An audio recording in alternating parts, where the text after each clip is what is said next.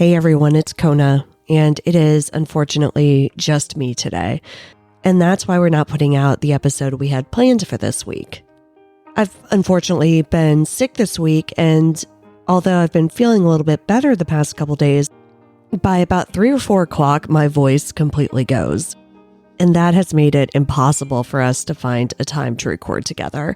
So I finally decided that we're just going to push that episode till next week.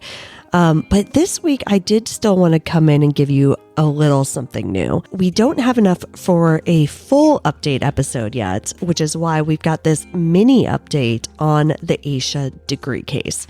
But Asha's case is, 1, over 24 years old at this point, and 2, it's one of the more high-profile cases that we've covered on this show.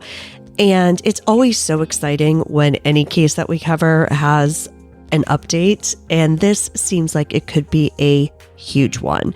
So I wanted to come on, talk to you a little bit about what's been going on in Asha's case this week. And then behind this will be our original episode on Asha, which aired in October of 2023. So you can get all caught up on the case so that when we do hopefully have enough information to put out a full bonus episode, you'll already be up to speed. So this week, starting on Tuesday, September 10th, 2024, some intensive new searches have been performed in Asha's case. The FBI, the SBI, the State Bureau of Investigation, and local police have all been searching in a few areas near Asha Degree's home. The FBI has told reporters that they've executed several search warrants in the area, but of course aren't giving more detailed information. But reporters have said that they've been out with all-terrain vehicles, dogs, and ground-penetrating radar on Cherryville Road near Spake Circle. And this location is only about 4 miles from Asha's house. Now, if you remember from the episode, or, you'll get to this point when you listen to it, Asha was seen by several witnesses walking down North Carolina Route 18. And that road is a direct route from Asha's house to this search location. So not only is that big, even just that alone, right? Like even just them having ground penetrating radar and canines and all these different agencies would be huge. But we know they found something, and what they found could be the key to cracking this case. When you listen to the episode, you're going to get to a part where in 2016, the FBI released a statement.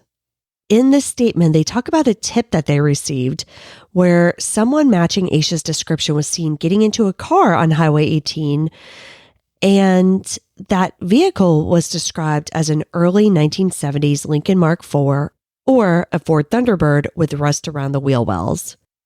So you can imagine how far my jaw dropped when I was watching a news video and saw a giant tow truck with an old, beaten up green sedan on the back. They found a green car.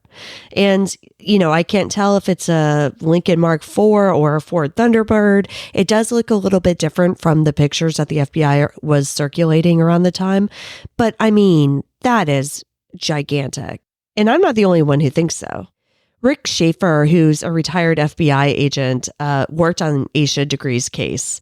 And he told reporters, quote, "If they seized the car, it's for physical evidence, and they will thoroughly examine it for any trace evidence that could have been there for years," end quote. Like, can you believe this? I am just so excited. This is one of those cases that, people bring up when they say, if there's like one unsolved mystery you could solve, what would it be? Like Asha Degree is one of those cases that gets brought up, and we could be so close to having this solved and to her family getting answers. Like, this is just absolutely great news. So even though we don't have our normal episode this week, even though I sound terrible, I did want to come on here and at least give you all that news. and let you listen or re-listen to Asha Degree's story. So here you are, and we will, I promise, be here next week with our regularly scheduled programming. Darkcast Network. Welcome to the dark side of podcasting. Asha Degree was a bright, talented, happy 9-year-old living with her parents and brother in Shelby, North Carolina. She was an excellent student and the star of her basketball team. She was surrounded by grandparents, aunts, uncles, and cousins. There was no shortage of love in Asha's life, but in the early morning hours of February 14th, 2000, Asha took her backpack that she had packed with several changes of clothes and slipped out of her house. Several motorists later reported seeing her walking alone in a rainstorm at around 4 a.m. Where was Asha Degree going? What or who made her leave her home that night?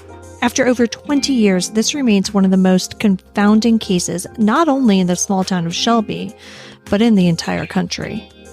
When a person goes missing, there's a special kind of pain in the not knowing. I want to tell you the stories of those who never came home. Today, I want to tell you the story of Asha Degree. I'm Kona Gallagher. And I'm Ethan Flick. And this is And Then They Were Gone.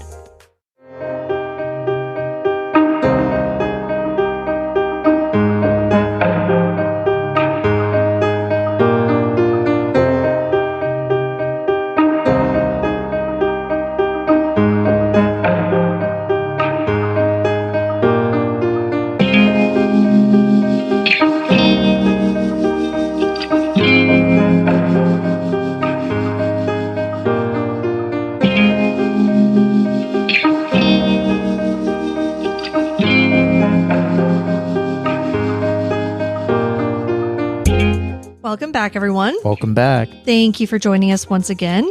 Again, I am Kona Gallagher. And I'm Ethan Flick. And we are the husband and wife team behind this podcast. Each week, I tell you the story of an unsolved missing persons case. Ethan doesn't know anything about this going into the episode, and he's here to provide his reactions and questions in real time, hopefully asking some of the same ones that you're having at home right now. Before we get started this week, I want to give a special shout out to our newest member over on Patreon, Nicole P. Thank you so much for your support, Nicole. It really means a lot to us. Thank you very, very much. If you join us over on Patreon at any level, you can listen to these episodes early and ad-free.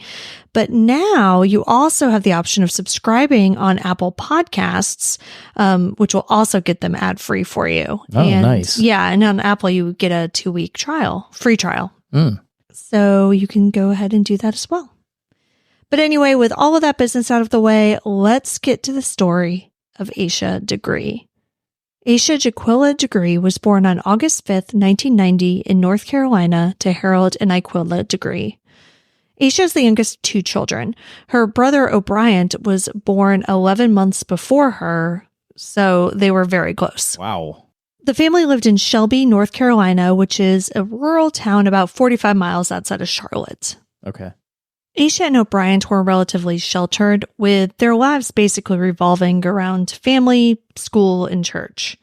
Now, a lot has been made of the fact over the years that the Degrees didn't have a computer in their home. Like, this is, supposed to be like some big deal. But it was 2000, and I feel like a lot of people didn't have computers in their home necessarily. Yeah, I mean, I didn't. 2000, I guess I did when I was in college, but like 1999, I didn't. Yeah, see, I did, but, it was like my brother's old computer, and he was older than me. He had already been to college, so like I got, an old one of his. Though, again, this reasoning is because like computers just weren't as ubiquitous then as they are now. And plus, a lot of people just didn't really see the need to spend that much money because they were like a lot. I mean, $1,000, $2,000. That reasoning doesn't really appear to be true for the Degrees. Iquilla told Jet Magazine in 2013, quote, "We didn't even have a computer because every time you turned on the TV, there was some pedophile who had lured somebody's child away," end quote. Interesting. Yeah, it does seem like they were pretty overprotective, but like O'Brien did a Facebook Live, which I'll talk about a little bit ago, and he did this back in 2020. And he doesn't characterize his parents as like strict. He said they got to go outside and play and all that. They just, they were also 9 and 10. Yeah. So they just generally didn't have a lot of freedoms yet. Yep. So on that Facebook Live, he also said that his parents would discipline him and his sister, though he did say that it was usually him who would be getting disciplined because Asha was a people pleaser. She did not like people to be mad at her. Like, she always tried to do the right thing. Mm-hmm. And, Brian... He was a little rambunctious boy. Yeah, exactly, right? He did say that he would receive whoopings, as he called them, but he doesn't seem to characterize this as abuse. Okay. Asha was 9 years old in 2000, and she was in the 4th grade at Falston Elementary School. She was also a star basketball player playing point guard for her team. Asha's parents describe her as a well-behaved kid, like I said. Like, she did not test boundaries. She was the one who just wanted to make everybody happy and basically did what her parents said. In an interview with the Charlotte Observer, her aunt, Patricia Banks, said, quote, "She doesn't even open the front door for me without getting her mother's permission, and I'm her aunt." Wow. Yeah. The weekend of Valentine's Day 2000 was a 3-day weekend for Asha and her brother, with school being closed on Friday, February 11th. That day, Harold and Aquila still had to work, so the kids spent the day at their cousin Keisha's house, who lived in the same neighborhood. Harold's mother also lived across the street from the family, and it seems as though the entire Degree family was really tight-knit. Several family members lived in that neighborhood, and I think a lot of them lived together because Aquila said in that Jet interview that I mentioned that her mother-in-law was across the street, but then I read in a separate article that, like, the kid's uncle lived across the street, so I think maybe they lived in the same house, and then, like, their oldest cousin, Keisha, who had babysat them, it's usually reported that it was their aunt who looked after them that day. And I think it might have been the same house, but it was actually their cousin who was looking at them. And apparently her sister would also watch them a lot. Like, it just seems like there's a ton of family all around this neighborhood. Very close. Yeah. That day, the Friday, like I said, they were with Keisha, and both of the kids had basketball practice later in that afternoon. So they went to that practice as normal, which was held at their elementary school. Maybe it's just this area, but like, I'm shocked that an elementary school has a basketball team. I don't think it's the elementary school basketball team. I think it's like a private thing that they just practice at the elementary school. Gotcha. Yeah. But either way, I mean, the kids were both like really into basketball at a young age from what it sounds like. Cool. The next day, on Saturday, February 12th, both Asha and her brother had basketball games. Now, as I said, Asha was a star point guard, but in this game, she fouled out. Oh. And this maybe led to her team having their first loss of the season. Oh. Yeah, so she was understandably upset. I mean, so were her teammates. They were all apparently like crying at the end of the game, according to their coach. But, you know, she was also 9. So according to everyone who was there, like her parents, the coach, you know, everyone, she got over it pretty quickly. And so did the rest of her teammates. The family stayed to watch O'Brien's game, which was after hers, and then they went home. Now that evening, talk about this close family, Asha had a sleepover with a dozen of her cousins. A dozen like cousins? A straight up 12 plus. Somewhere between like 12 to 15 cousins. Wow. The sleepover was hosted by her 15-year-old cousin, Katina Degree. Chanel Degree, another one of Asha's cousins who was at the slumber party, said that Asha was happy that night and was dancing and laughing along with everyone else. And this is important because, you know, there have been 1.5 billion theories about this case. And one of which is that what ends up happening is related to her being incredibly like upset over this basketball game. Okay. But, you know, based on everybody who was actually around her for the rest of the day on Saturday, it truly doesn't seem like that was the case. The next day, the family attended church at Macedonia Missionary Baptist Church, followed by lunch at one of their aunt's houses. Asha was happy because she had received an early Valentine's gift from her grandmother, which was, of course, candy. Right. in true grandma fashion. Later that evening, however, Asha seemed tired, probably because of that sleepover with like a dozen of her cousins. Yeah, I can't imagine there was a whole lot of sleeping at the sleepover. Yeah, and this family doesn't seem like the type who would go to like the 10 or 11 a.m. service. So like they went to church the next morning. I'm betting it was pretty early. She also complained of having a headache, and according to Harold, Asha went to bed early at around 6:30. However, a storm rolled in a few hours later, and the thunder and lightning woke Asha up, so she rejoined the family in the den where they were all watching TV. Now, this is February, and it's North Carolina, so it's not like, it was like snowing or anything like that, but it does get cold down there. Mm-hmm.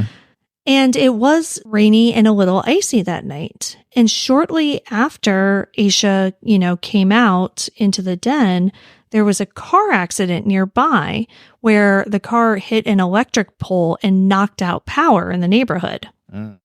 And so this was around 9:30, somewhere in there.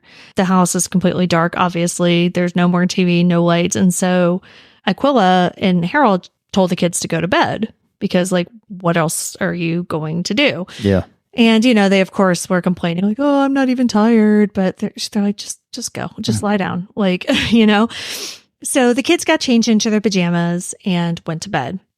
Aquila said that she kind of like stayed on the couch and just kind of dozed off a little bit and then woke up. And this timeline of like the night is really confusing because I've heard just it's over 20 years, right? And like I've found in researching these cases that if you get a story that's this old, the timeline gets really funky. Yeah, I mean, people misremember things. 20 years is a long time. It's also like a game of telephone, Right. You're saying one thing to a reporter, the reporter maybe writes down something else that gets picked up by a different report. It's like, who knows, right? Yeah. Now, I did see in a 2023 interview, so a very recent interview with Aquila, she's talking about putting the kids to bed and kind of dozing off on the couch. But in the original newspaper articles 23 years ago, her whereabouts aren't really mentioned in them, but Harold said that he ended up going to sleep around 12:30, and on his way to bed, he checked on Asha and O'Brien, who shared a room, and saw that they were both in their bed sleeping. What time? You said 12? About 12:30. 12:30. Now, in later stories written about Asha, the timeline shifts a little bit. Now, this 12:30 check-in still happens, but apparently at some point, and I can't find the origin of this because it's not in the very first articles, but it's in everything that's like currently written about the case. So I don't know where this happened, but at some point, he says that he actually went to bed at 2:30 a.m. and checked on the kids again and saw them both in their beds at 2:30. I want to make it clear that the 12:30 time from the very first article is a direct quote from Harold. I've never seen a direct quote from Harold saying 2:30. Okay. So I just don't know about that. And it's a little weird to me because Harold worked second shift at PPG, meaning that he would have likely started work around 7 a.m. So 2:30 seems like a pretty late bedtime to me. Yeah. Now, what makes more sense would be if he actually went to bed at 12:30, checked on the kids, and then got up to use the restroom or something at 2:30 and checked on them again. Right. Before going back to sleep. And again, I don't want it to sound like this disparity is due to anything nefarious. I just really think that it's accidental misinformation that we see in these cases a Sure. lot. Yeah. I mean, but it is a 2-hour time gap. It is. And it's confusing because again, in this 2023 interview, Aquila says that she checked on the kids a little bit after midnight. She says that it was because she was dozing on the couch. The power came back on and it like startled her awake. Okay. And so she wakes up. It's a little after midnight. She goes, checks on the kids, goes to bed. But then, like I said, Harold said that he checked on the kids at 12:30. And then somewhere along the lines, he also checked on them at 2:30. Now, interestingly, about 2:30, and this could be where the 2:30 time came from. Not from Harold seeing the kids, but in that Facebook Live, O'Brien said that around, he thinks 2:30, though he can't be sure, Asha got up, turned on the light, went to the bathroom, and came back. Now, the bathroom was like right across the hall from their bedroom. So she came back, turned off the light, and he just went right back to sleep. The next morning, Valentine's Day, also happened to be Harold and Aquila's wedding anniversary. Aquila says that she woke up at 5:45 and that she usually woke the kids up for school at about 6:30. But before she did that, she went to the bathroom, which was again across the hall from the kids' room, and started running a bath. The kids usually bathed at night before school, but because of the power outage, they didn't have a chance to. Right. So she's running the bath and she goes into the kids' room to wake them up. Now, when she goes in, she calls O'Brien's name and he popped up as usual. But that's when she realized that Asha was no longer in her bed.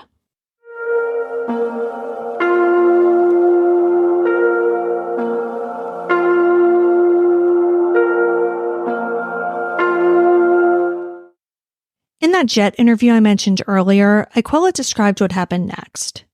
And I want to read this part in her own words.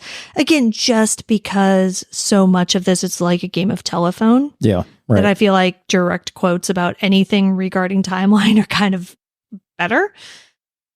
But, keep in mind, this article was also from, I believe, 2008. So she's talking, 8 years after her daughter disappeared. So this isn't a contemporaneous account. But she said, quote, "I looked beside his bed because sometimes she would get up at night and lay there. I asked him where she was. He didn't know. I checked the couch. I checked downstairs. I checked the kitchen. I checked every closet in the house. I went in my room and put on clothes and told my husband Harold that Asha was not in the house. I checked our cars. She was not there. My husband said maybe she was in my mother-in-law's home. She lives across the road. We called my sister-in-law's house. She was not there. That's when I went into panic mode. I heard a car next door. I did not have shoes on. I put shoes on and ran outside. I called my mom and told her that Asha was not in the house. She told me to hang up and call the police. I threw the phone at Harold and went outside." End quote. Yeah, I mean, that's terrifying. Yeah, absolutely. And everything she's doing seems like exactly what you would expect a parent to do when she wakes up and finds that her 9-year-old isn't in bed. You run around like a crazy person. Yeah. Call everybody you know, throw the phone at your husband's, and run outside. Why did she check in the closets? Oh, I think because kids hide in closets. I used to hide in closets all the time. I think that was actually pretty normal. But yeah, I mean, and also you just got to check everywhere, And thankfully it's a fairly small house. So that whole neighborhood is full of like single family, like ranch homes, like one level kind of situations, probably about 1,200 square feet or so. Yeah. So she was able to check everywhere quickly. Police thankfully responded quickly, with the first officer arriving about 10 minutes after her 911 call. And do we have kind of a time frame on that? I guess. Yeah. So she realized Asha's missing at about 6:30.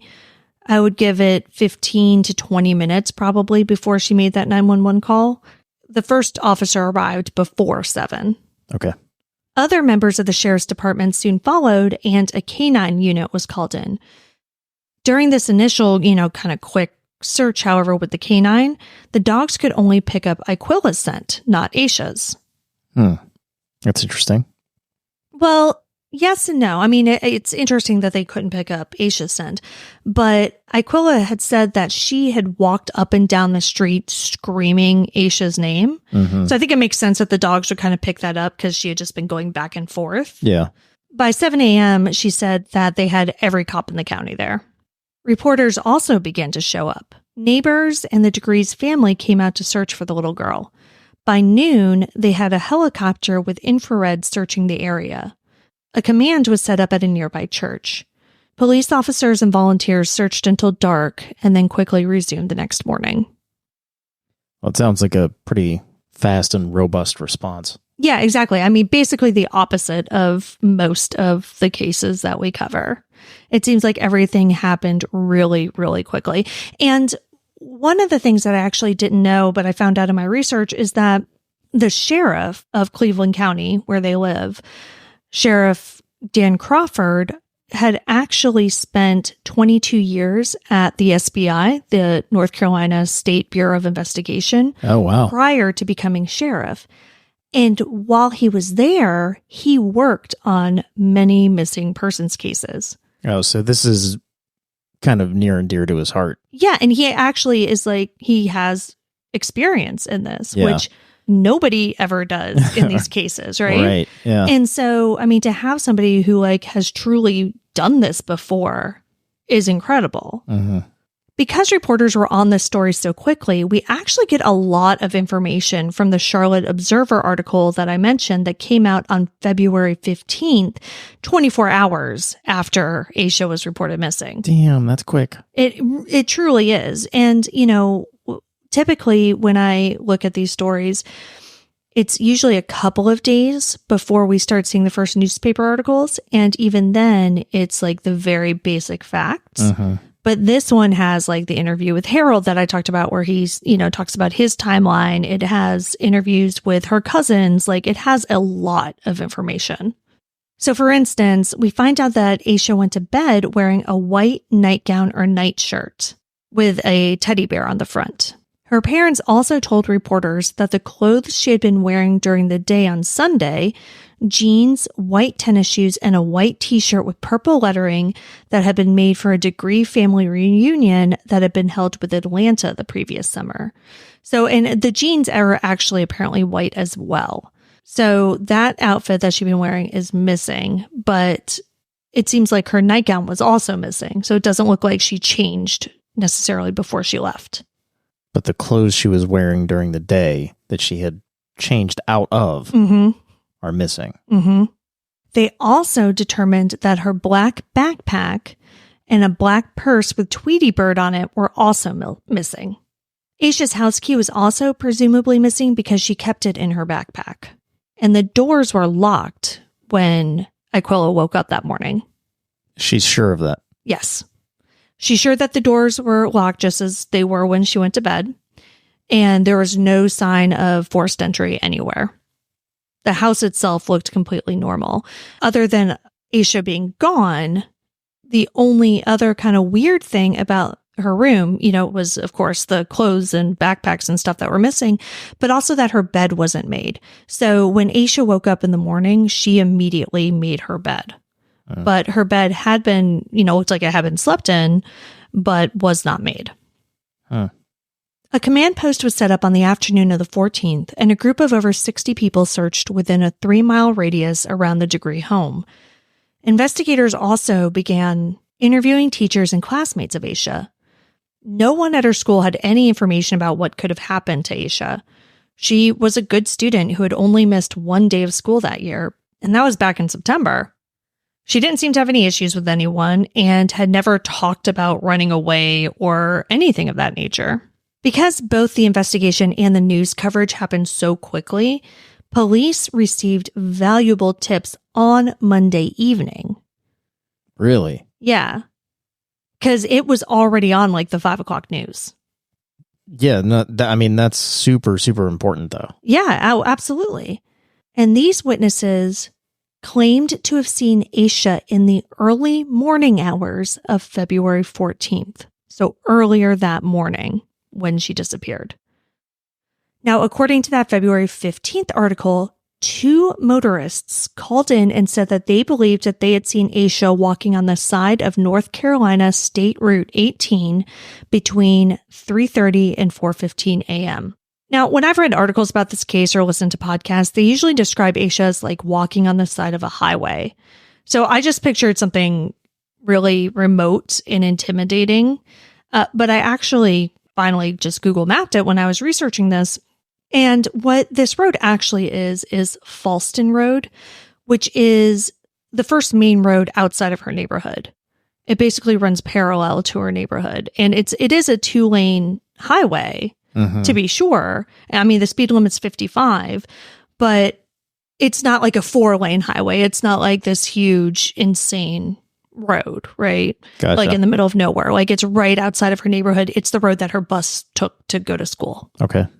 Did either of these eyewitnesses say what she was wearing? Yes. So we get into that. This initial article doesn't get into that at all, but pretty soon these witnesses are tracked down and interviewed by the paper. There's also a lot of talk of woods in this case, but interestingly, while there are patches of woods, a lot of the land on either side of this road is cleared. It's either like somebody's property or a field or whatever. But the portion of road where the motorists claim to have seen Asha is one of the woody parts. And it's just over a mile from her house. And the timeline fits. The timeline does fit, yeah. Now, it's the middle of the night and Asha's 9, so obviously it's terrifying that she would have been walking on the side of the road, any road at all. It should also be noted, though, that Asha left without a coat. The temperature around the time of these sightings was around 45 degrees Fahrenheit. But more importantly, a huge storm, another one, broke out. It rained heavily from about 3 a.m. until nearly 6 a.m., and winds got up to 36 miles per hour. Wow. Yeah, so, I mean, the weather was horrible. And this little girl was out there, basically like in a nightgown. A few days later, on February 17th, reporters were able to get more information about these sightings. So this is what I talked about when they tracked down those witnesses. Jeff Rupp was a trucker who was on his regular route delivering for the Sundrop Bottling Company. He told reporters that he saw a little girl walking on the side of the road around 4 a.m. on Monday morning. He told reporters, quote, "I seen a little girl walking down the road with her book bag. She had on a little dress and white tennis shoes, and her hair was in pigtails. I went back, but she never did look up at me. She looked like she knew where she was going. She was walking at a pretty good pace." End quote.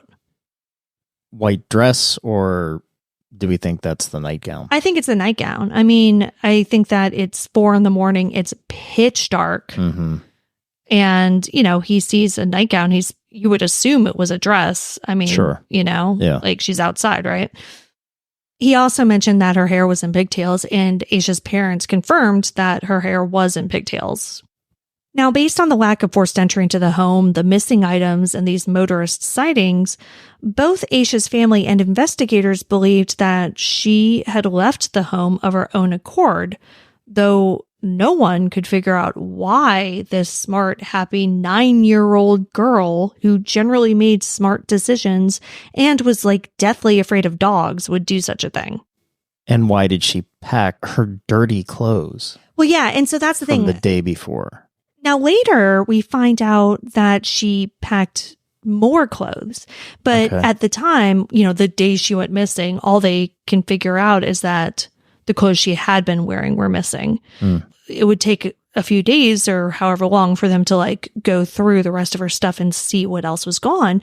And what else was gone was apparently, and this, I mean, the sources on this are kind of iffy, but from what I understand, what else was gone was like her favorite jeans and like a matching vest and a pair of Tweety Bird overalls, because she had the Tweety Bird purse. And then I also read that she had taken her basketball uniform.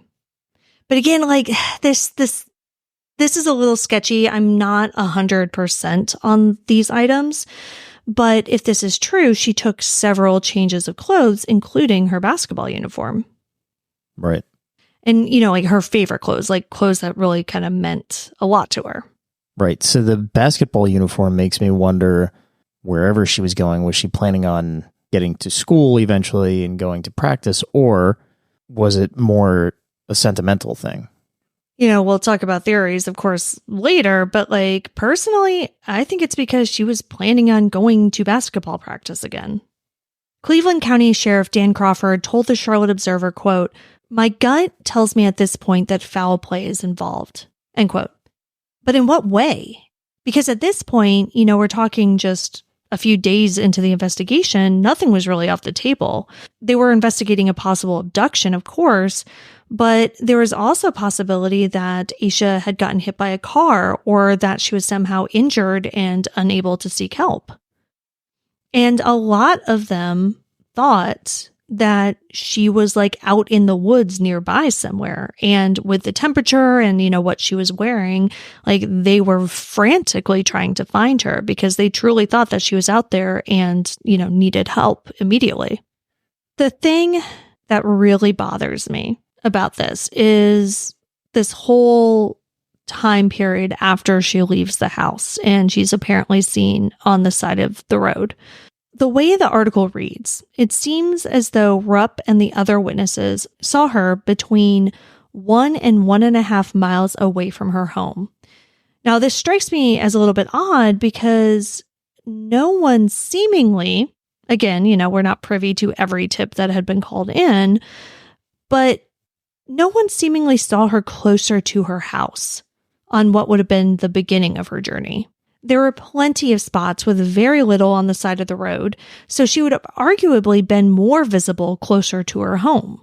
But isn't her home in more of a, it's a residential area. No, it's so maybe I don't mean in her neighborhood. I mean that because the way she would have gotten out of her neighborhood, she would have gotten out of her neighborhood and gotten to the road, to highway or to Route 18, and walked down the side of the road for a mile before she was seen.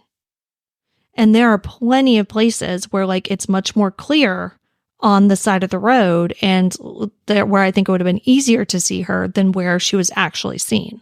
Mm-hmm. Now, there are no lights, as I mentioned earlier, anywhere on this road. So it's not as though she was in a better lit area that allowed for motorists to see her there as opposed to closer to her neighborhood. Uh-huh. Other witnesses who ended up being interviewed were Roy Blanton Sr. and his son, Roy Jr. They were on a trucking run headed north on NC-18 when they saw someone walking south around 4:30 a.m. They were worried that she would be hit by a truck, so he used his CB radio to alert other truckers to this person. Blanton, a former Cleveland County Sheriff's deputy, said, quote, "It was a small figure wearing light-colored clothing. I thought it was a woman. I couldn't tell it was a child. I thought it might be a domestic violence thing where a woman left the house and was out walking," end quote. Which, okay, good that he used his CB radio to, warn truckers, but, even if you thought it was an adult and not a child, it's pouring down rain. This person isn't wearing a coat. They're walking on the side of a highway at 4:30 in the morning. You're just going to keep it going? Yeah, I had the same thought with the first witness. It was the first witness even said, he could tell it was a little girl. Yeah. At 4:30 in the morning, whenever. At 4, yeah. He just kept on going. Yeah, I always thought that was weird too. But we'll get a little bit more into his story and what he actually did do. Oh, okay. It's interesting because the next part of his story didn't come out in that first article. It didn't come out until a little bit later when he was interviewed again. So I find this interesting.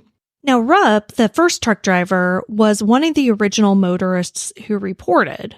But Blanton didn't hear about Asha until Tuesday night, so he reported his sighting after that. So he either reported his sighting Tuesday night or Wednesday morning. Because I feel like he said he didn't find out until the 10 o'clock news on Tuesday night, so it was late. I find this interesting because the article that came out on the 15th said that 2 motorists had called in and said that they had seen Asha. Right. So who's the second motorist right, that was referring to? Right. Because Rupp said that he did find out Monday and called it in. So it stands to reason that he's one of the 2.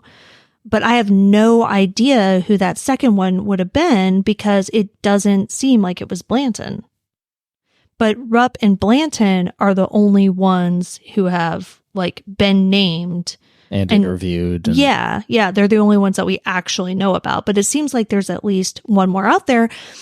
And a lot of the stories and, things that have been written about this also say that there were several motorists And to me, if there are only two, that's not several. That's two or a few or a couple. Right. Yeah.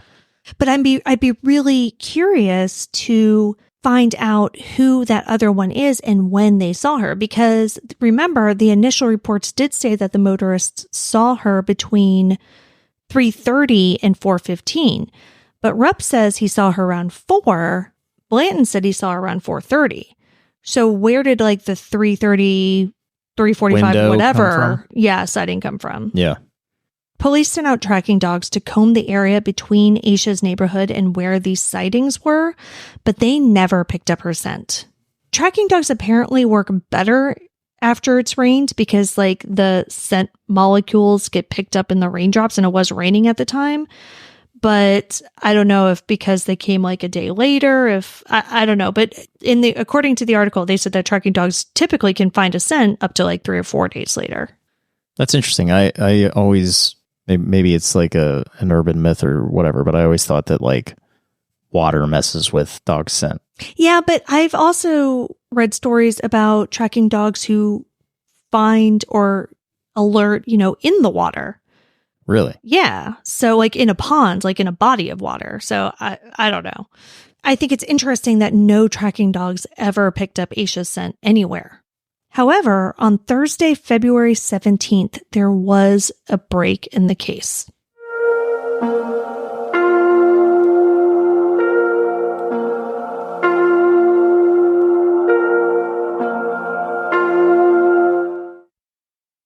Rupp, who incidentally took and passed a polygraph given by the FBI, took investigators to the spot where he saw Asha. Now, this is where we get the rest of his story. And I don't mean to say that in a nefarious way, like he was holding things back. I'm sure he gave the entire story to the police. Right. I just mean from like out. A newspaper perspective. Yeah. So he says that he actually drove by Asha, like you said, but it's dark as hell. The speed limit, like I mentioned, was 55. So he's going pretty fast. He passes by. He probably doesn't even really realize what he saw at first, right? Yeah. So he said he circled back around and kind of like, just to see what actually was going on. This is what's weird. He says he actually ended up circling back around 3 times. Before seeing her again? I don't know. But on the 3rd time, he did see her. And as he approached, she took off and ran into the woods. And it was really foggy at the time.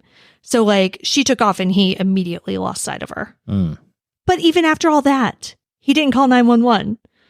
He only called police after he saw the news report about Asha's disappearance. Yeah, I mean, it's tough to, we're Monday morning quarterbacking and like thought process that early in the morning. What is he going to say when he calls the cops? He thought he saw a little girl out on the street and she ran away from him. What, you know what I mean? Yeah, I don't know. Yes. Yeah, sure. But we're looking at things through a lens of, we know there's a missing girl and he didn't. Sure, but he knows that there was a little girl who ran into the woods at 4 a.m. Like, that's not okay. And it's a storm. She doesn't have a coat on. I'm just trying to not judge him. Yeah, no, like this isn't about judging him. It's just about like, I don't know, man. Everything in this case from start to finish is incredibly confounding. Where he took investigators was about a mile away from Asha's house and about a half a mile closer than where it seems Blanton says that he saw the girl. Though, again, the time and the distance on these sightings is pretty iffy. Now, the location that Rupp took them to was on property owned by Charles Turner.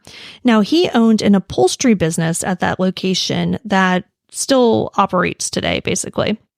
That day, and we're talking about Tuesday, searchers were out on horseback and they went onto the property and asked the Turners to take a look around. Basically, they're like, hey, we got this report that this little girl kind of ran in this direction. Like, can you look around your property, see if you see anything weird? So Turner's upholstery co-owner, Raleigh Turner, searched the property with her daughter. And this included a doorless outbuilding that apparently used to it used to be like a chicken house, not like a chicken coop, because it's like a full shed type situation, but apparently chickens used to be kept there a long time ago. Okay. But at this point, it held old furniture and farm equipment. Now, inside, when Raleigh went in there, they did find some weird items, including a school photo of a little black girl close in age to Asha. Now, Raleigh told reporters that it's like not uncommon for photos to fall out of old furniture. And, they had an upholstery business. Right. So, like, they obviously dealt with a lot of old furniture. Yeah. But, she took the photo, handed it over to police, and they showed it to Asha's family. The photo was not of Asha, though, and it wasn't anybody that they recognized. So it could have just been a random photo. It could have been, absolutely. Now, frustratingly, because that photo didn't mean anything to the Degree family, the Turners did kind of assume that it was just like a random photo that had fallen out of something and had nothing to do with anything. And because of that, they didn't turn over the other items that they had found in the building.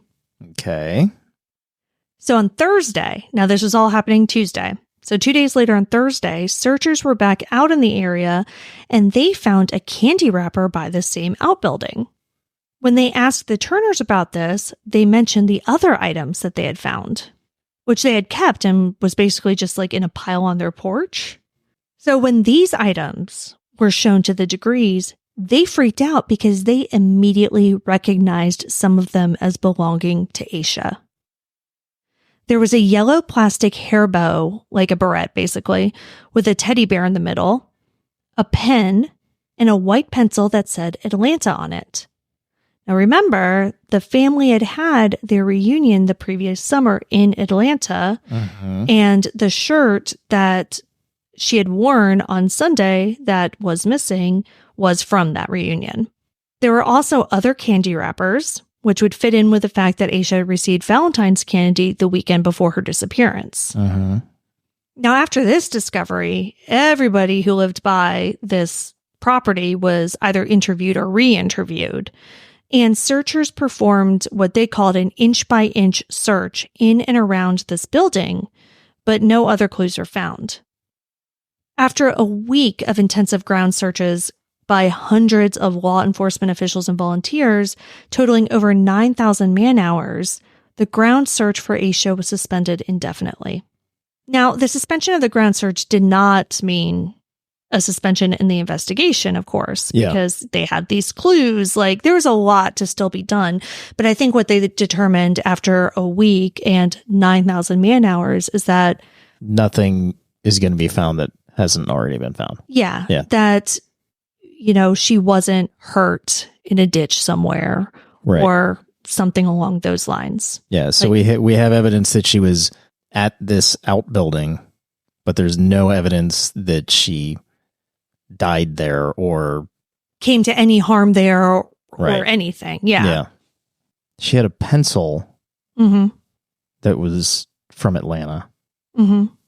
She purposely packed her clothes that she wore the day before that referenced the family reunion, right? Yep. Did her parents find it odd that the pencil was there? No, because, maybe, but nothing that's ever been said. It's entirely possible because this was her school backpack. Oh, that maybe it was just in there. Yeah, it could have just been in there. And, the fact that the pencil and the shirt were there could have just been a complete coincidence. Apparently, there was also a marker that was found at the scene. I don't remember if I mentioned that or not. But yeah, like the barrette, the pencil, the marker, like all of that could have just been in her backpack. Now, one thing that police did that I thought was really interesting was a week after she went missing, in hopes of getting new witnesses, they set up a roadblock at 3 a.m. in the area where she was last seen, hoping to find people who drive regularly on that road at that time. That's pretty smart. Yeah. So it was, I believe, a 3-hour-long roadblock. It went from 3 to 6, and they just stopped everybody who came by. Now, unfortunately, it doesn't seem like there were any more witnesses, but I think that was a really No, that's cool thing to really, try. That's really smart. Now, there was also a tip line, of course, by this point, and, we're a week into the case, and over 200 tips had come in. And so the sheriff's department was also combing through those. The FBI and the SBI were also investigating. So they both got into this case very quickly. And Crawford talked about that many years later. And, I think it's because of his experience and knowledge. Yeah. He said that he called them in day one. Like, he wasn't messing around. As soon as he realized that, like, this girl hadn't just wandered off and was staying at a friend's house or whatever, like, he called them in. All right, let's get back to this outbuilding and why I find it so disturbing, other than the obvious, of course. In the article about Blanton, the second trucker who saw Asha, he says that he saw her around 4:30. Rupp says that he saw her around 4. And when he came back, the third time to take a look, she ran off away from the road. He then took investigators to the spot, which was the Turner property that I mentioned. Now, this property is almost exactly a mile away from her house. So it seems as though she got scared, probably because a trucker was circling around her multiple times. Right. And ran off, finding shelter in this outbuilding. Mm-hmm. And to be clear, this is basically the theory that the sheriff gave to reporters. I mean, it makes sense with the eyewitness reports. Right. The Charlotte Observer article from February 17th says, quote, ground searchers continue to focus on an area along NC-18 about 1.5 miles south of Asha's house, end quote. Now, the intersection of 18 and 180 is another half mile down the road, making it about 1.5 miles from Asha's house. So if Blanton's sighting was closer to that intersection, the half-hour difference in the two sightings would make sense. Mm-hmm. Perhaps Asha hid out for a little while before setting back off on her walk. Mm-hmm. However, and I'm going to say everything I'm about to say because I think that this is important, but I will say that the difference between where the two truckers saw Asha and the times could be chalked up to simply they were a little bit off on their measurements or their times. Sure. Or the reporters were a little bit off on their measurements and their times, right? So I do want to give that caveat. However, according to another Charlotte Observer article by Joe DePriest, in order for Asha to reach that outbuilding from the road where she was seen, she would have had to walk the length of 2 football fields uphill and cross a 3-foot deep gully. So this outbuilding was not off of the side of the road. It was not visible from the side of the road. There is no reason that she would have known it was there. Unless she had previous knowledge. Right. But to everybody's knowledge, her family, whoever, they didn't know the Turners. The Turners didn't know her. She had never been there. She had never had any occasion to be there. They had never gone to there for upholstery services. Yeah. Nothing. There's no reason that she ever would have been on that property prior to this night. So let's say that that's for whatever reason she did it. She takes off in the rain, in the fog, into the woods, runs 2 football fields uphill, crosses a gully. This 9-year-old girl, athletic 9-year-old girl, but still. She then gets into this outbuilding that's full of farm equipment and old furniture. Eats a bunch of candy. Drops a pencil, drops a marker, drops a barrette. And then hikes it back out. Yeah, gathers up her stuff, hikes it back out, and continues down the highway, heading south, where she's then spotted by Blanton and his son. And, it just seems like a lot for a 9-year-old who's deathly afraid of dogs to do at 4 a.m. in the rain. Oh, and speaking of dogs, Reverend Mackie Turner, another Turner relative, he apparently lived in a mobile home on the property and kept 6 beagles in a dog run right behind the outbuilding. Okay. We've had a beagle. We've had one beagle. Yes. One singular old ass beagle. Very loud. Yeah. Very quick, even in her old age, to bark and respond to people in or coming into or around our house. Oh, yeah. God forbid we left the windows open, right? Right. So zero chance that these beagles didn't hear her and start going ballistic. Right. And that's what Reverend Turner said. He said that these dogs would bark their heads off if anyone came near them, but he heard nothing that night. The investigation continued, but the number of full-time investigators assigned to Asha's case dwindled. The first anniversary of her disappearance came the following February, a day shared with her parents' 13th wedding anniversary. The Degrees started an annual walk from their home to the stretch of road where she was last seen in order to keep up awareness in their daughter's case. But then, in August 2001, a year and a half after she was last seen, a major clue was unearthed. Literally.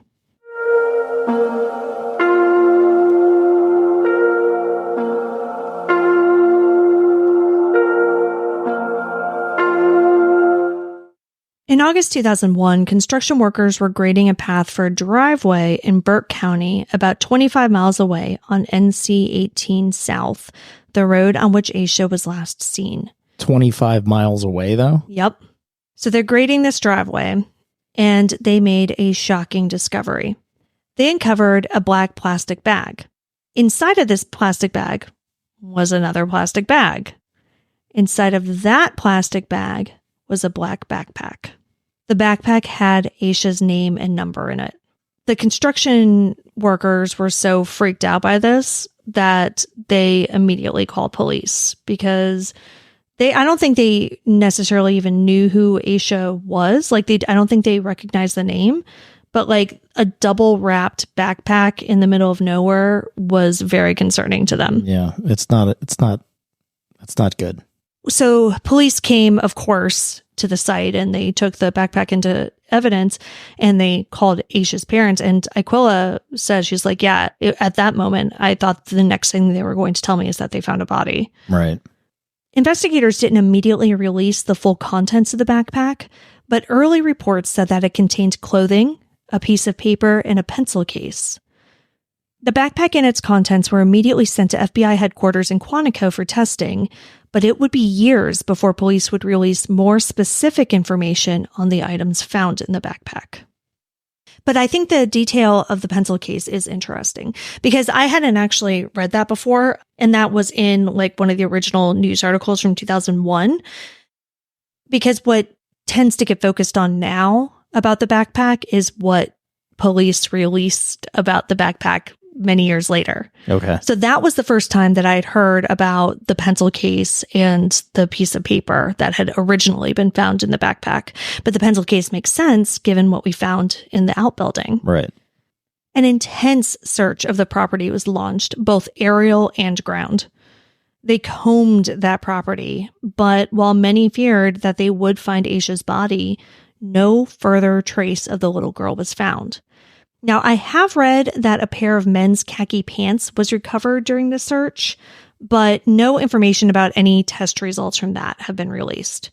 And it's just unclear as if that had anything to do or if it was even close to where the backpack was found or just elsewhere on the property. Gotcha. Now, after such a huge break in the case, shockingly, it went dormant for several more years. In 2014, a man named Donald Ferguson was arrested for murdering 7-year-old Shalonda Poole in Greensboro, North Carolina. Police suspected that he could have been in or around Cleveland County at the time of Asha's disappearance, so they looked into him as a possible suspect, but no connection could ever be made. In 2015, the FBI decided to take a fresh look at Asha's case. The next year, in 2016, they released a new tip that they had received, but I'm not sure about when they received the tip. Okay. They just released it in 2016. According to the FBI, someone matching Asha's description was seen getting into a car on Highway 18 around the area where she was last seen. The vehicle was described as an early 1970s Lincoln Mark IV or a Ford Thunderbird with rust around the wheel wells. And this was green. And we'll have pictures of those types of cars on the blog, so you can kind of take a look at them. But, this is interesting. And I don't know when they received this tip, but that is the first time that, anybody reportedly saw Asha after those two truckers did. I mean, I'm assuming that they did this, but did they go to Asha's parents and say, do you know anybody that would have this car or this type of car? I have to assume so because, Aisha's parents have maintained heavy involvement in this case. Yeah. So, yeah. But, the FBI doesn't really like to talk. So, we just unfortunately don't have a lot more information on that. 2 years later, in 2018, the sheriff's office released some information about 2 items found in Asha's bag.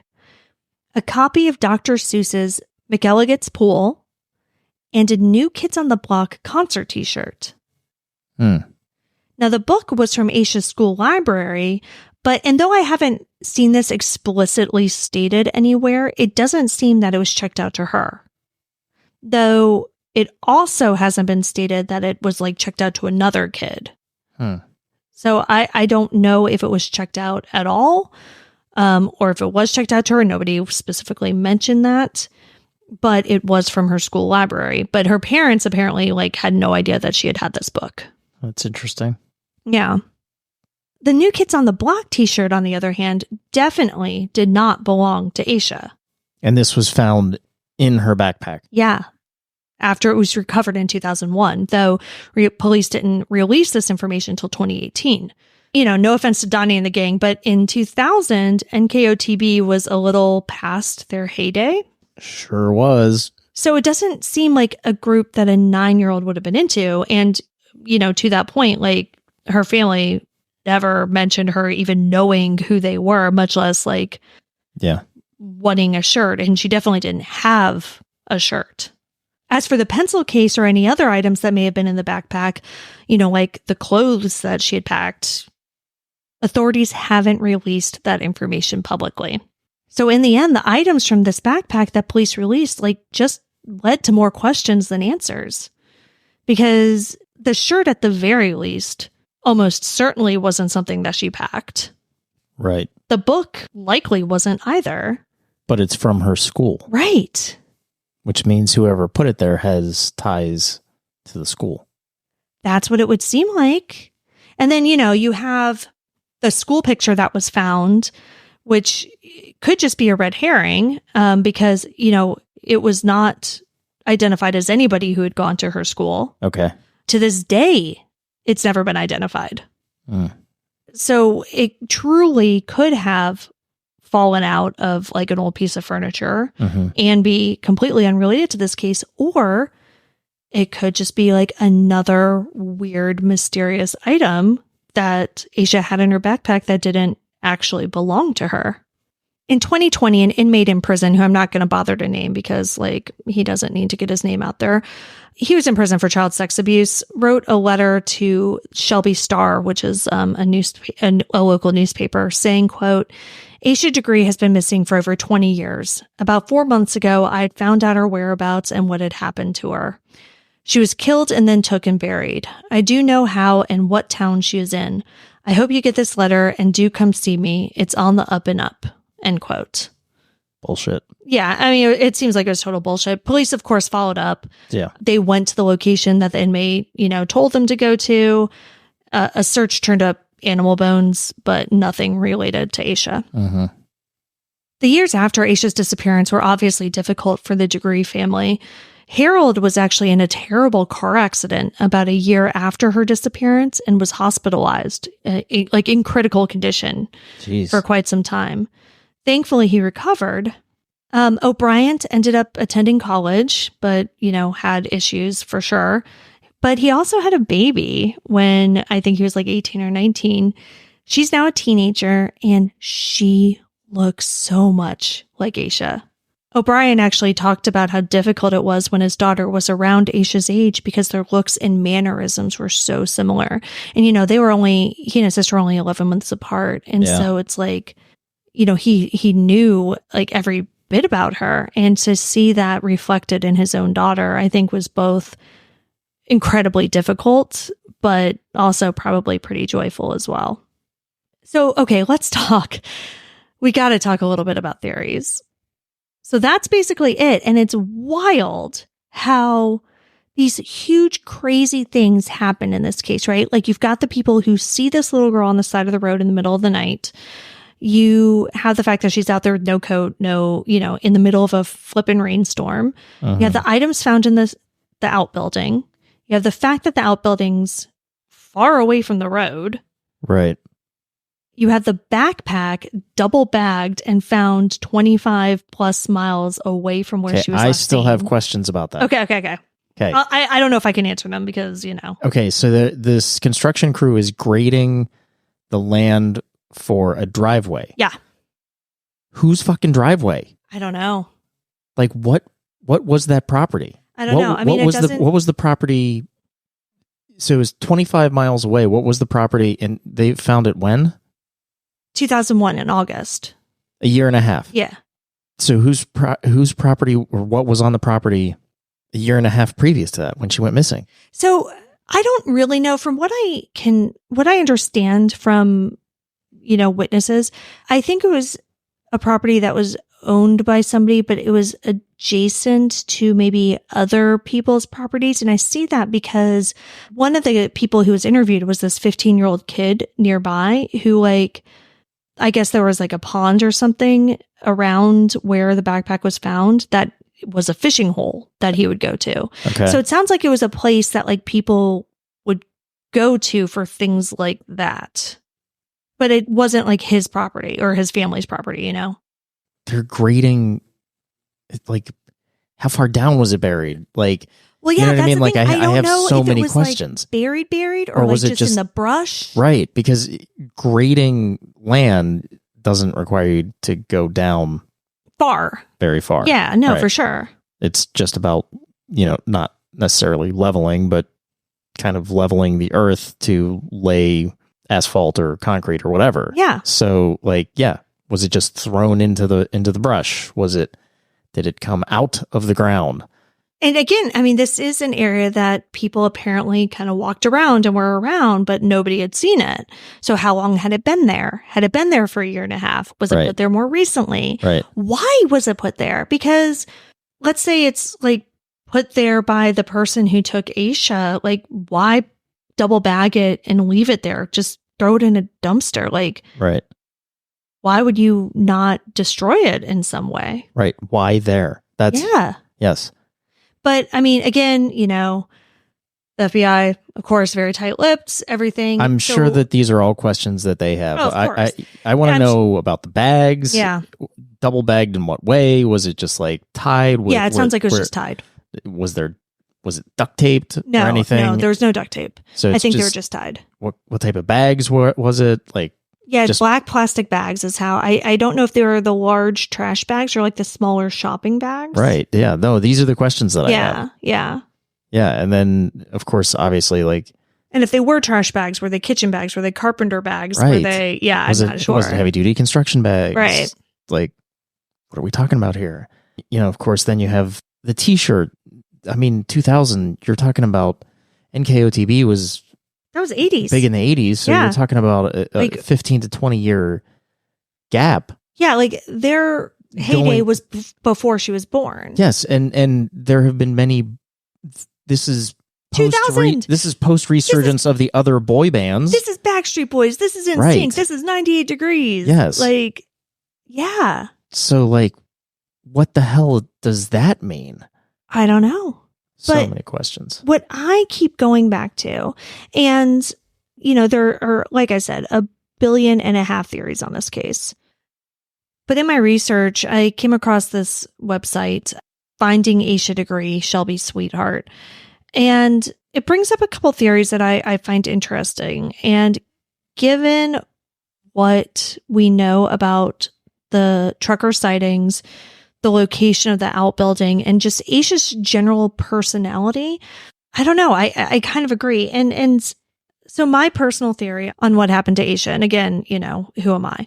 But I do believe, like everybody, her family and police believe that she left her house of her own accord. Well, I mean the evidence points to that. Exactly. There's no other. I don't think that is something that can really be disputed. Right. And so I believe she did. Doors locked, still being locked when her mom finds her, indicates that she left and locked the door behind her. Right. She's walking alone, it makes sense. While those circumstances point to a runaway story, that doesn't fit either. Right. Because again, she came from a healthy, happy, loving household. She had family, friend, and community support. Mm-hmm. She was actively involved in, school, extracurriculars, church. She was 9 years old. And, in the articles that came out, Nick Mack, of course, was involved. And they're like, yeah, this doesn't make sense. We don't see 9-year-old runaways. Typically that doesn't start till age 12. Right. And typically it's not people in Asha's circumstances either. So, the runaway theory doesn't make sense. They didn't have a computer. She didn't obviously have a cell phone or anything. So the idea of her being groomed online. Yeah. I mean, that's out. Yeah. It doesn't seem likely. Yes, could she have gone to the school library and gotten on? Yes. Sure. But that wouldn't be regular enough contact. Right. Especially given that she went missing over a weekend. Exactly. Yeah. That doesn't make sense either. So what I truly believe is that Asha was abducted. I do not believe that it was a crime of opportunity. No, there had to have been planning behind this. Yeah, I don't believe that, let's say Blanton put the call on the CB radio and said hey, there's somebody walking on the side of the road, don't run him over. And then some murderous trucker was oh, now is my chance, right? No, zero chance. Because there's zero chance of it being a crime of opportunity because how did she get out there then? What do you mean, get out where? You were saying it's the truck driver saw her put it out on the CB radio, and then all of a sudden somebody took the opportunity to abduct her then. Yeah. Why was she out there in the first place? Already, yes. Yeah. Yeah, so that doesn't fit either. Exactly, because so I guess one of the theories was that she had decided to run away and then was the victim of a crime of opportunity. But I don't buy that because I don't believe she decided to run away. Yeah, I just, that doesn't fit. No, I mean, it's clear she decided to leave that night. Yes. What I truly believe is that somebody close to her, somebody she knew, somebody she trusted, whether it is somebody at school, family member, somebody at church, somebody involved with basketball, somebody who was regularly in her life. I think that person had been grooming her. Yeah. And I think that person convinced her to leave that night. And I think it was planned ahead. Mm-hmm. And I believe that it was related to either her parents' anniversary or Valentine's Day or both, which was the next day. Now we know that Asha was a kind and loving person, and we know that she was a people pleaser. And so I can absolutely see a scenario in which somebody she knew and trusted said, help me plan a great surprise. Whether it's a surprise for her parents, a surprise for the whole family, whatever, help me plan this surprise. They're doing whatever they're doing to lead up to it. I don't know what the surprise is. I don't know if it's a gift, if it's a party, if it's, whatever, right? But I think it's part of that surprise. They said, listen, you're going to leave in the middle of the night. You're going to take your stuff, take your favorite outfit, right? Take what you would want to wear. That's why I kind of think it's an event, more of an event than a gift. Because she brought her favorite outfit with her. Take your favorite outfit, I'll come get you. We're going to leave when everybody's sleeping. And then we'll come back in the morning with the surprise, or they will have finished whatever they needed to finish for the surprise. But either way, I truly believe that Asha was convinced to leave the house because she thought she was going to be doing something good for somebody. And I think that she thought she was going to be coming back, which if she did in fact take her basketball uniform, I think that kind of feeds into that. And again, I don't know the details, right? Like, because it's like, well, if he said she was coming back in the morning, why would she need to take her basketball uniform? Couldn't she just gotten it then? Maybe he said, well, I'll take you to school. It'll be like, I don't know. I don't know what the story was, right? We probably don't know this, but do we know when her next basketball practice was? I don't know. No. Because that would be interesting to know. Yeah. So I do believe that this person arranged to meet her at a specific time. But what I don't know is how she knew when to leave. Yeah, wait, hang on. The power went out. So how did she wake herself up? That's my question. So the power was back on by the time she left. Right, but and the power wasn't back on by the time, like, she was asleep when the power came back on. Presumably, yeah. When her parents checked on her, she appeared to be asleep. Now, I don't know what the clock situation was in her room. So I don't know if they had a clock at all. Right. And if they did, if it was plugged in or battery operated. If it was battery operated, then no big deal. She knew what time it was. Yeah. But her brother at one point said that he thought she had gotten up at around 2:30. Mm-hmm. And gone to the bathroom. Right. He's assuming that because he didn't know what time it was. Right, but that doesn't necessarily mean that he didn't have a clock. It could just be that he didn't look at a clock because he was half asleep and didn't care. Sure. So, yeah, and so we don't know if the 2:30 part of that is accurate at all. Now, interestingly, also, for years, it had been reported that, he had kind of woken up because he heard a creak in her bed and then just kind of went back to sleep. It wasn't until this Facebook Live that I had seen, and maybe this did come up before, but in most of the things that I read, it was like he heard a creak and kind of knew she was awake, and then he went back to sleep, whatever. But in the Facebook Live in 2020, it's when he said that she had gotten up and gone to the bathroom and come back. So let's assume that it was around 2:30. She's up. She knows when to meet them. If that's the case, and the person was in a car waiting for her, that would explain why her scent was never picked up anywhere. Right. Because if she had walked from her house to where she had been seen, it would stand to reason that her scent would be picked up. So was she picked up? The thing that doesn't make sense about that is then, were all of the motorists wrong? How could they be wrong about seeing a little girl on the side of the road? Well, and also, then we have evidence of her actually being at that outbuilding. Right. That's the other thing. Now, this is the part of the theory that the author brought up on the blog, which I find extremely interesting. So what if the person did pick her up and it was prearranged? And took her to that outbuilding. Well, yes or no, actually. So what if it was prearranged and either the person was there to pick her up or the person lived nearby and it wasn't a prearranged time necessarily. It was just supposed to be sometime after everybody's asleep. And she just happened to wake up at 2:30 to go to the bathroom. And she's like, okay, well, I guess now's the time, and decides to leave and goes and meets this person. So let's say the person's, so I don't know, maybe the person comes to her, maybe she goes to them, but either way, it's a car and the car's nearby. Now, the theory that this person came up with that I find interesting is that the sightings were done on purpose to make it seem as though she was a runaway, or, and that she had decided to leave of her own volition and left on her own and kept on going on her own.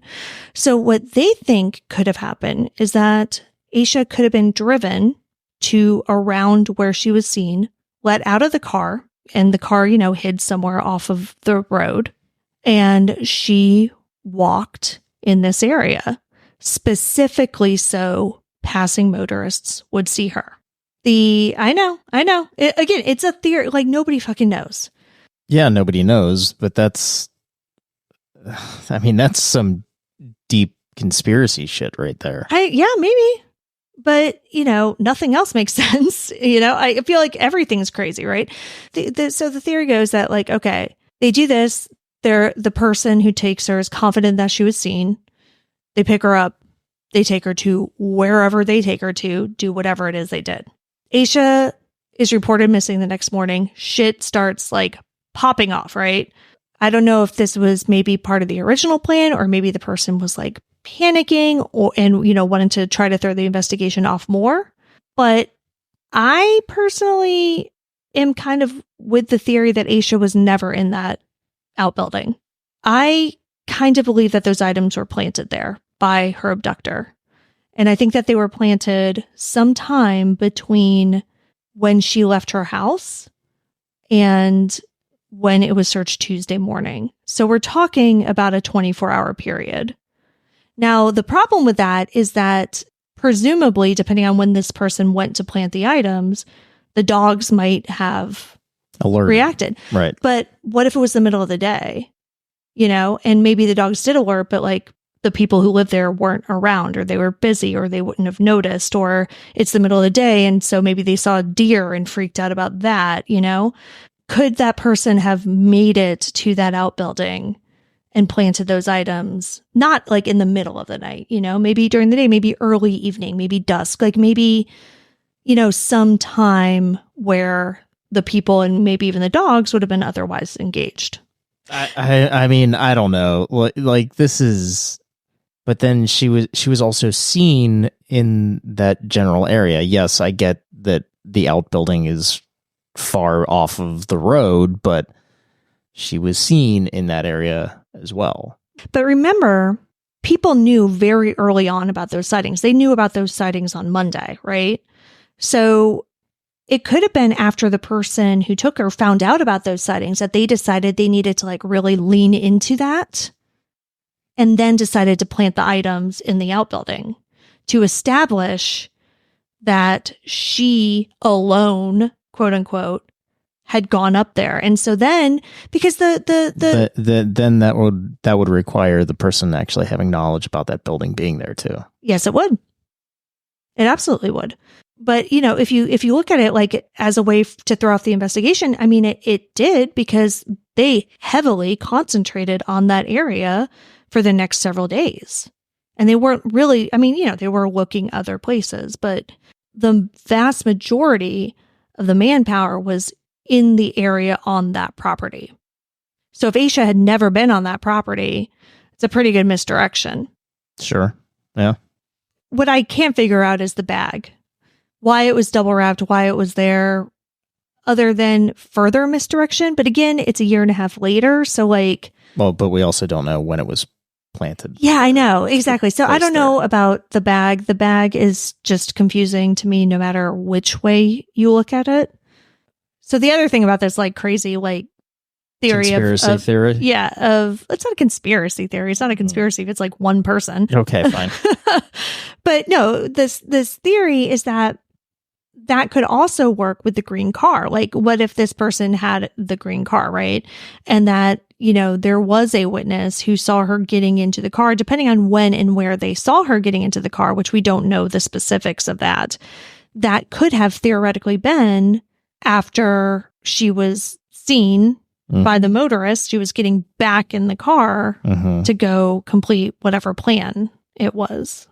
I don't know. That's a lot. It's a lot. But that's why this is just one of the weirdest cases. And this is one that, people have requested over the years. And I haven't done, because I'm like, how am I going to even get into this, right? Because it's also one of those ones that's been talked about on a lot of different podcasts and things. And so it's like everybody has their own theories, and I kind of try to stay away from stuff like that sometimes. But well, yeah, because you're spitting into the wind. Yeah. Like, we can look at the evidence and come up with, I don't want to call it a crazy theory, but a very, very detailed theory that you just presented, which very well could be true, but it could be completely wrong. Yeah. Because, again, we're just throwing theories out.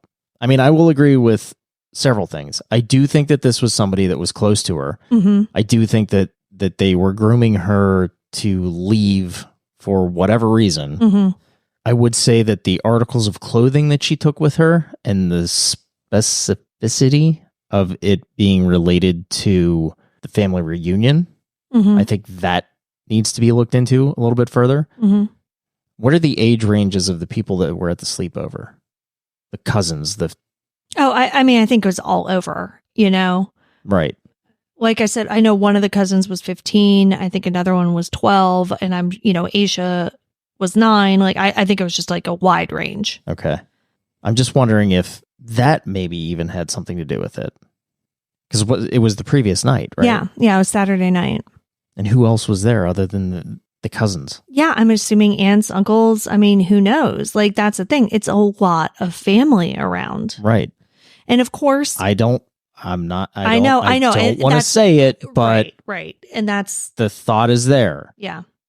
That maybe it was a family member. Yeah. And that thought absolutely crossed my mind. What I do want to say about that is police have said that, they of course interviewed all of the family members, obviously, especially because they all lived right there. Right. They've never identified any of them as suspects. And specifically when it comes to her parents, Sheriff Crawford has specifically said that he does not believe that they have had any involvement in their daughter's disappearance. No, and the evidence of that is not there. No, it's not. But I want to bring it up because, during my research, I of course ended up on one of the many bazillion Reddit threads on this case. Mm-hmm. I ended up on a couple of them. And, down in the comments somewhere, somebody had said something around like, oh, the parents know more than they're saying. And to which somebody said, well, the parents were cleared. And then it was like, well, who cleared them? Like, when was this cleared? People always say that, but they never show receipts, blah, blah, blah. But so I do want to specifically say here's that. the receipt. Yes. Yeah. And I do have like the link to the articles in the sources for this. So like you can see it for yourself. Sheriff Crawford did specifically clear the parents. He did not specifically clear anybody else. Right. And when I'm saying family members, I'm not saying immediate. Right. I'm saying that they're, again, this is all just theory and conjecture. Oh, absolutely. We don't know anything. Right. But to me, it looks more as though somebody close to her, i.e. a family member. Right. But again, it's hard to say because, yes, absolutely, it could have been a family member. And, that's kind of what I was alluding to when I said that she could have just been going to the person who was close by. Right. Right. But that doesn't even mean that it's a family member. It could have been another non-family neighbor. Yeah. That's true. I mean, she had lived in that same house her entire life. Like, chances are she knew a lot of people in that neighborhood. So even the theory of her going to meet the person nearby doesn't mean that it's anybody in her family. That's true. She was in church. She was in basketball. She was in school. Like, there are a lot of places where this person could have gotten close to her. Yeah. It's just unbelievable that it's been 23 years and we still don't know. We still don't know a whole lot more than we knew in 2000. And despite decades of questions and no resolution, the Degree family has remained steadfast in their belief that Asha is still out there alive. Akila told the FBI, quote, "I still believe my daughter is alive. I do not believe she is dead. And I know somebody knows something. I'm not crazy enough to think that a 9-year-old can disappear into thin air. We're hoping and we're praying that she's had a halfway decent life anyway, even though we didn't get to raise her. We've missed everything, but I don't care.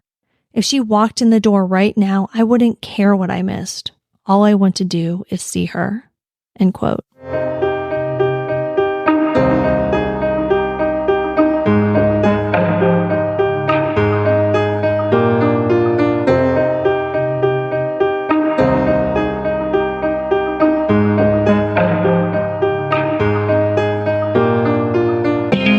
Asha Degree has been missing from Shelby, North Carolina since February 14th, 2000.